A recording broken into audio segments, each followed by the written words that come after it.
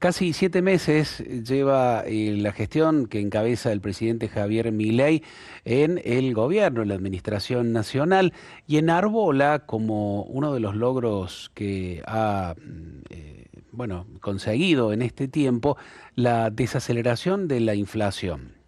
Aunque el propio presidente ha aclarado en los últimos días que posiblemente la inflación de junio volvió a subir, o sea que ha frenado la caída de esto que fue uno de los principales argumentos en la consideración de los electores argentinos para votar y elegir al presidente actual. El otro logro, al menos así lo plantean desde el oficialismo, es el superávit que habría conseguido el gobierno en este tiempo, aunque desde la oposición cuestionan este concepto. El tema es que, además de estos logros, hay un grave problema, el ajuste, la importancia del ajuste, la profundidad del ajuste que ha llevado adelante esta gestión, ha generado una recesión de la cual se hace muy complicado salir. Por eso la situación de la economía está por demás complicada y hay muchas cosas para hablar y comentar. Por eso hemos invitado nuevamente a José Simonella, economista, siempre atento a nuestra convocatoria. José, lo saludamos. ¿Cómo le va? Buen día. ¿Qué tal? Buen día, Javier. Un gusto estar con ustedes. José, bueno, la primera pregunta pasa por esto. ¿Podemos poner en el mismo nivel de logro económico la desaceleración de la inflación como este superávit del cual ha hecho bueno, mucha palabra, mucho anuncio el gobierno actual? Sí, lo que pasa que obviamente que la desaceleración de la inflación obedece, entre otros, a la eliminación del déficit fiscal, ¿no? Aunque Ujú. todavía no es un déficit fiscal consolidado, sino que en gran parte ese déficit fiscal se obtuvo por licuación. El tema es que si vos querés tomar estas dos buenas noticias, entre comillas, digamos, bueno, uno podría hacer algunas salvedades, pero la tomemos como buena noticia, la contrapartida o estas dos buenas noticias se alimentan de la caída del nivel de actividad. Y Claro. entonces eso es lo feo, lo lamentable de esta medida. Obviamente que la caída del nivel de actividad se iba a producir si queríamos bajar la inflación y si queríamos bajar el déficit, porque el gasto público es un factor importante dentro de la demanda agregada de la economía, pero lo cierto es que acá el tema es la velocidad. Yo siempre me gusta poner un ejemplo. Probablemente uno esté excedido de peso y vaya al médico y le diga tener que bajar 20 kilos. Ahora, si yo bajo 20 kilos en 15 días es una cosa, y si bajo 20 kilos con un plan a 6 meses es otra. Obviamente acá se decidió hacerlo de golpe, lo que se conoce como un shock, porque todos los intentos gradualistas del gobierno de Macri terminaron fracasando. Entonces, el presidente Milei decidió hacer esta baja por shock, una baja muy profunda, una caída del nivel de actividad muy profunda, todavía sin fecha cierta de ese rebote que se anunciaba para allá por abril o mayo, digamos, en un formato de corto, es una recuperación muy rápida, que claramente no hace falta explicarla, que no se dio, ¿no? Ujú. Esta recesión, José, ¿hay algún tipo de mecanismo, probablemente en algún otro país durante la historia se haya dado? ¿De qué manera se puede salir para que se reactive la economía? A ver, lo tradicional en Argentina, cada vez que has querido salir de un tema de recesión, era mejorando el ingreso de la gente y aumentando el gasto público. ¿Por qué? Porque casi el 70% de la demanda agregada de la economía se explica por el consumo Claro. interno y por el gasto público. Estas dos medidas no se van a dar en este gobierno.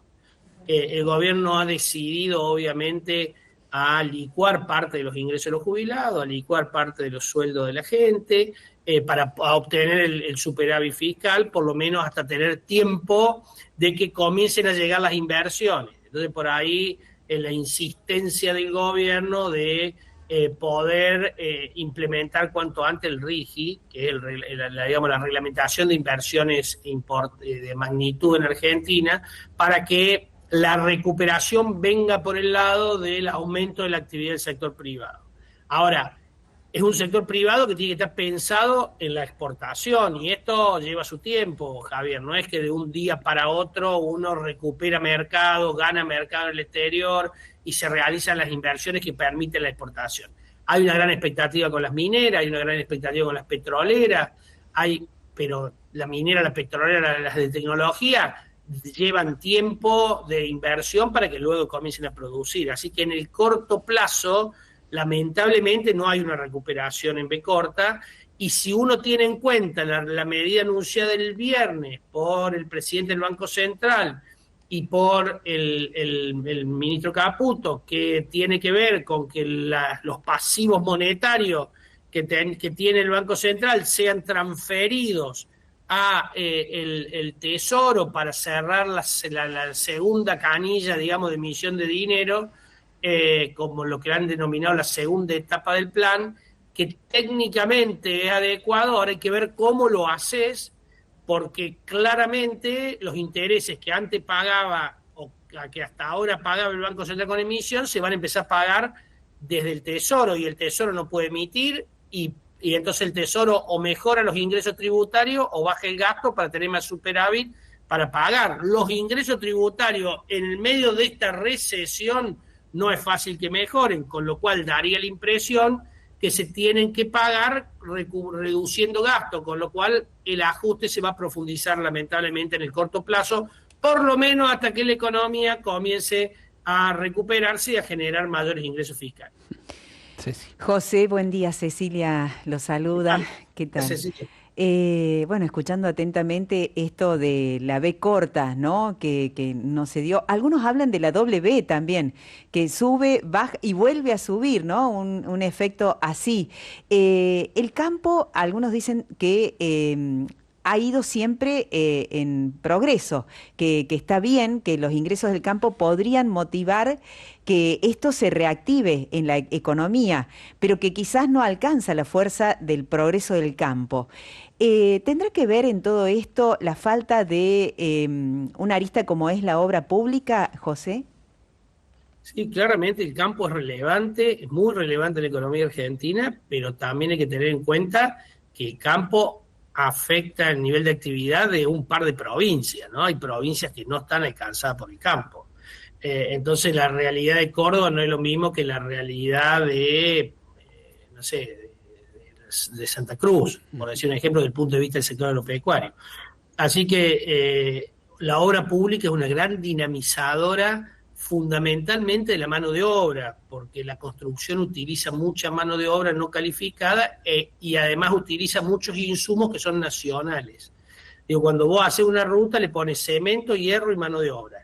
Y el cemento, el hierro y la mano de obra, el cemento y el hierro son de empresas argentinas, porque no se trae de otro lado y porque tendría mucho costo de transporte. No es lo mismo que la industria, qué sé yo, de electrodoméstico o la industria de tecnología que se desarrolló en Tierra del Fuego, que arman con piezas traídas del exterior. Así que el gran tema de la obra pública es que este gobierno ha decidido no hacerla. Ahora le ha transferido algunas obras públicas a las provincias para que sean las provincias las que las lleven adelante, y para terminar fundamentalmente aquellas obras que le quedan digamos muy poco por avanzar, porque ya tienen el 80 o el 70% de avance o están financiadas con fondos del exterior.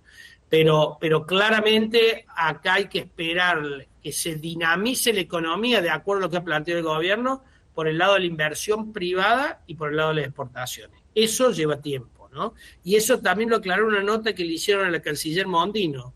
Hay que esperar que la economía se reactive por el lado de las exportaciones, decía ella. Así que eso me parece que hay que llevar algún tiempo. No veo una B corta, y lo vengo planteando hace rato, que no iba a haber una B corta. En el mejor de los casos habrá una especie de pipa de Nike, digamos, donde la recuperación va a ser mucho más lenta, la recuperación va a ser heterogénea, y el problema es que los sectores que están recuperando, uno de ellos es el agro, porque estamos en medio de la cosecha gruesa, son sectores que no demandan tanta mano de obra. Los sectores demandantes de mano de obra por excelencia son los sectores que todavía siguen cayendo, y es el comercio, la construcción y la industria.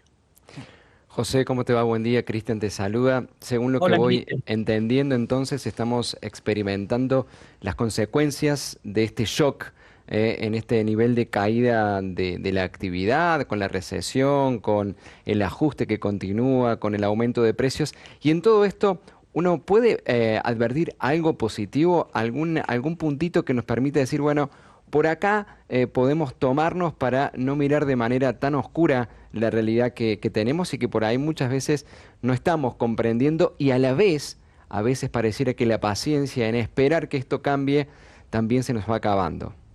Yo creo que lo más importante, Cristian, viene del lado de que los sectores más vulnerables no han sido desprotegidos, ¿no? Y esto es incluso una insistencia que permanentemente dice el Fondo Monetario Internacional, o lo recuerda el Fondo Monetario Internacional al gobierno. Es decir, el ajuste hay que hacerlo porque la fiesta hay que pagarla, digamos.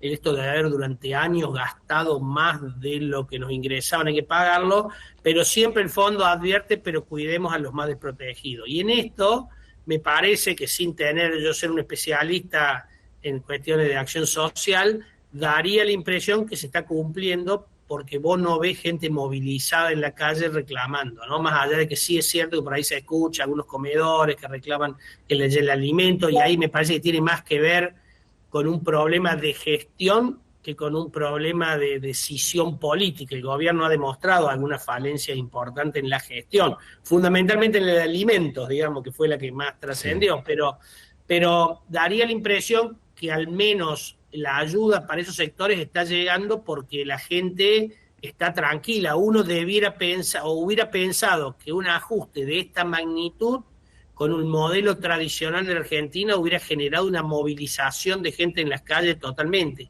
Me da la impresión que el gobierno acertó en esto de luchar contra los gerentes de la pobreza, que le dieron por llamar de manera genérica, digamos, y es organizaciones que intermediaban entre la ayuda del Estado y el beneficiario. Me parece que eliminar los intermediarios, como cada vez que uno elimina un intermediario, mejora la retribución que recibe el necesitado, ¿no? Y me parece Ujú. que ahí, en eso el gobierno ha acertado.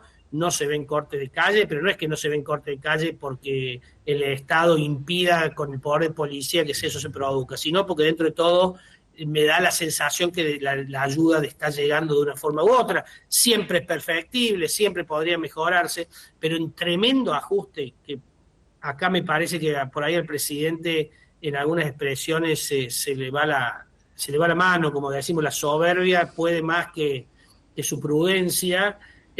Digo, manifestar que este es el ajuste más grande de la historia y demás, aunque así no lo sea, es un ajuste muy importante, muy profundo, y que si vos me lo hubieras preguntado hace un año, si la gente con semejante ajuste y en la situación de pobreza que teníamos, que es lamentable y vergonzante y demás, iban a poder llegar al 1 de julio, yo te hubiera dicho que no, que me Ujú. hubiera equivocado. Yo pensé que, digo, me da la sensación que la gente como nunca está bancando este ajuste. Con lo cual, me parece que los más vulnerables están haciendo un esfuerzo extraordinario para poderlo aguantar, pero de algo le tiene que haber mejorado la ayuda social. Y por otro lado, también me da la pauta que aquellos que están soportando tremendo ajuste, porque el ajuste se está produciendo, te diría, en casi todos los niveles sociales, Ujú. eh, están demostrando que el hartazgo que tenían con el modelo anterior es total. Ujú, así es. José, una sola cosita más, al menos de mi parte, preguntarte acerca del concepto de superávit y de esta polémica que se ha dado, porque desde el gobierno dicen que efectivamente hay un superávit, pero desde la oposición cuestionan que eso que el gobierno llama superávit no tiene en cuenta algunas otras variables que van a hacer que esto parezca más una ilusión que un logro concreto. Bueno, yo creo que los dos tienen razón, viste, como estas cosas. El Ujú, superávit que se ha logrado importante, sí. ¿Por qué? Bueno, porque antes no se había logrado. claro. O sea, si fuera tan fácil hacerlo con contabilidad creativa, lo podrían haber hecho gobiernos anteriores y no lo hicieron. Así que yo te diría que es cierto que el superávit se logró. Pero también es cierto que hay algo de contabilidad creativa. Es decir, si vos no le mandas a las cajas de jubilaciones las transferencias que no son discrecionales, sino que no son digamos, no son automáticas, porque esto hay que explicar a la gente. Hay 3 tipos de transferencias que hace el Estado Nacional. Una son las automáticas, que es la coparticipación. Se recauda impuestos y el Banco Central distribuye. Otras son las discrecionales, que era la que usaba el gobierno anterior para comprar voluntades. Te mando plata para que vos hagas un puente o cumpla una función o un recital, pero apóyame en tal cosa. Esas no existen más, supuestamente. Y al medio están las transferencias no automáticas, que no son discrecionales, que están basadas en leyes o en acuerdos. Por ejemplo, el caso más concreto es el de las cajas de jubilaciones de las 13 provincias que no transfirieron a la Nación, entre ellas Córdoba. Bueno, esa plata no está viniendo, ¿tá? Y esa plata en algún momento lo va a tener que poner. El incentivo docente no está pagándose y en algún momento vas a tener que pagarlo. Entonces también es verdad que parte de ese superávit se está logrando con deuda, ¿no? Con compromiso que en el futuro va a tener que regularizar. Es lo que se llama sentado arriba de la caja. Es el no pago a Camesa, que es la generadora, digamos, de energía, y darle un bono al 2038 por los 2 primeros meses del año. Es decir, a Camesa habría que haberle pagado. Bueno, no se pagó. Lo terminaron arreglando con un bono, pero es deuda que lo va a tener que pagar. Entonces, es cierto también eso. Eso no desmerece, me parece, el esfuerzo para hacer el ajuste y el esfuerzo que está haciendo la gente, porque si no la gente se siente estafada una vez más, dice, che, pero entonces yo para qué hago todo este esfuerzo si no se ve. Sí, el esfuerzo se ve. El problema es acá si el gobierno va a tener la capacidad de transformar este ajuste, que es básicamente por licuación, en un ajuste por reformas estructurales tendientes a solucionar los mayores problemas que tiene la economía argentina. Y entre ellos está la corrupción. Y uno no ve por ahí tantos avances del lado de la corrupción todavía, a uno le gustaría ver más avances. Y es por el lado de la eficiencia. Y para la eficiencia del Estado hay que mejorar, no es una cuestión de tamaño solamente de Estado, es una cuestión de gestión. Y acá el gobierno tiene falencias serias de gestión. Entonces la gran preocupación que tenemos todos, me parece, es, bueno, ahora tenés la ley base. Bueno, ahora vas a mejorar tu gestión para poder hacer los ajustes que tengan en cuenta los problemas estructurales y que afecten en la menor medida posible el nivel de actividad de la gente, el nivel de actividad de las empresas y demás. Me parece que el gran desafío del gobierno, ahora que le desataron las manos, es poder demostrar que tienen un plan para llevar adelante. Esto ahora que desata la segunda etapa y viene después la tercera etapa, que es un gran desafío, que es qué va a pasar con el cepo, cómo desanuda el cepo, que tanto el ministro como el presidente han dicho que por ahora va a seguir las mini devaluaciones al 2% mensual, que eso se usa como ancla antiinflacionario, que lo utilizó el gobierno anterior también, y que lo único que termina produciendo es en algún momento una presión devaluatoria muy fuerte porque se atrasa el tipo de cambio real. Claro. Así que acá me parece que el gobierno tiene mucho desafío, pero es cierto que tiene que mejorar la calidad del ajuste. Ahora también es cierto que el ajuste lo hizo, la gente lo bancó y lo sigue bancando. Entonces me parece que no hay que desmerecerlo, sí hay que ponerlo en valor y sí hay que pedirle al gobierno que, así como le pidió esfuerzo a la gente y la gente lo está haciendo, haga el esfuerzo de mejorar la gestión, de terminar con la soberbia y las expresiones bastante agresiva para todo el que no piensa de la misma manera. Me parece que de una vez por todas, si está planteando un pacto a partir del 9 de julio, debería estar trabajando en ese pacto y debería, como mínimo, tener la humildad de escuchar que los otros también pueden tener algo de verdad, ¿no? De eso se trata la democracia. Muchas gracias, José, como siempre, ¿eh? Un abrazo grande, clarísimo todo. Un gusto haber estado con ustedes, que tengan todos muy buen día. Gracias, José. Que estés muy bien. Bueno, ahí José Simonella, economista con mucha claridad, me parece, ¿no? Hay un montón de desafíos para el gobierno, pero también desafíos para los argentinos, que somos los que hemos hecho y estamos bancando de alguna manera este tremendo ajuste que se nota en los bolsillos absolutamente de todos, me parece, ¿no? Claro que también está el otro tema que veíamos la semana pasada, que evidentemente a los que más tienen les pega menos, porque tienen mucho. A los que más les pega este ajuste tremendo es a los que tienen poco o casi nada, y eso se ve efectivamente en los comedores. Lo puedo decir mirando o recordando rostros puntuales, ¿no? Con los cuales me encuentro cada lunes De primera mano, a la digamos. noche. Tal De primera cual. mano, Allí no sí. hay especulación ni política, ni ideológica, ni nada. Son rostros de personas que antes tenían alguna changuita, un trabajo o algo, y hoy tienen que ir a los comedores a buscar comida. Sí, convengamos que, perdón Ceci, que no existe, uno no puede, me parece, yo difiero con esto con José, decir que porque no hay movilizaciones, digamos, no se está dando este golpe, ¿no? Vos lo experimentás porque estás allí en medio de un comedor. Sí, puede ser, Cristian, que por allí a lo mejor el cuestionamiento a la dirigencia política, ideológica, negociante, le vamos a poner esos términos, que utiliza a los pobres, porque efectivamente, bueno, hay personas que están imputadas por delitos vinculados a esto, ¿no? Presionar a la gente que vaya a las marchas y no le quitan la ayuda del gobierno. Bueno, es tal el desprestigio que se ha logrado, amparado también en Claro. un fuerte discurso mediático ideológico de otro signo, claro, del otro extremo, que hace que, bueno, la gente se ha cansado también de este modelo, lo que decía allí, que dejen de utilizar a los pobres, pero los pobres realmente, los pobres que ni siquiera reciben el plan, la ayuda, se han multiplicado. Eso lo vemos con claridad y lo dicen también las estadísticas. Recordemos, aumentó la pobreza y la indigencia en el orden de 10 puntos porcentuales.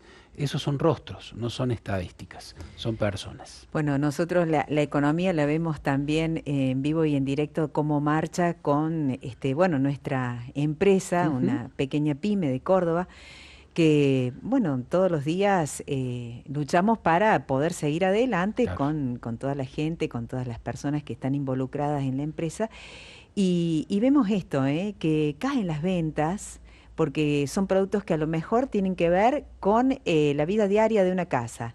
Un calefón, un termotanque, una cocina, que son productos a veces difíciles de adquirir todo en una sola vez, ¿no? Claro, Hacen falta claro. las cuotas, hay cuotas, pero la gente es como que tampoco tiene el dinero en las tarjetas, ¿no? Cuando se produce esta urgencia, cuando vas a comprar un calefón, bueno, cuando se te rompió y no Claro. tenés agua caliente en pleno invierno, ¿no? Y los costos son elevados. Entonces, ahí nosotros, por ejemplo, en nuestro rubro, lo vemos, que lo mencionó José al tema de los electrodomésticos. El caso nuestro no son piezas importadas, son totalmente fabricadas aquí.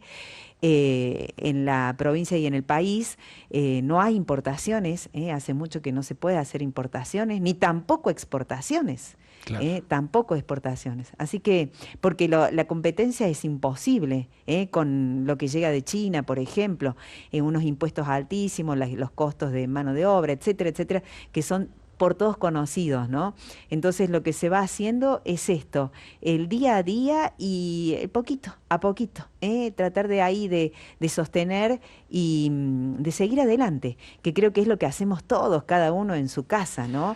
Lucharla con lo que hay y con lo que se puede. Sobre todo, Ceci, me imagino ustedes, en la empresa familiar allí, sostener el empleo Eso, de quienes sí, sí. están allí, porque cortar el trabajo a estas personas implica, evidentemente, mandar a la gente a que busque comida en los comedores. Bueno, Eso es lo último que se quiere. así es, tal cual. Bueno, vamos a hacer una pausa en esto. En un ratito va a estar nuestro compañero José Moyano para hablar de lo que está ocurriendo en Francia y en gran parte del mundo con el ascenso de los partidos de ultraderecha al poder. ¿Qué implica hoy la ultraderecha? ¿Qué categoría política es esto que mencionan hoy todos los diarios respecto de lo que ocurrió en las elecciones parlamentarias primarias en Francia? No te vayas, ya volvemos con ese tema.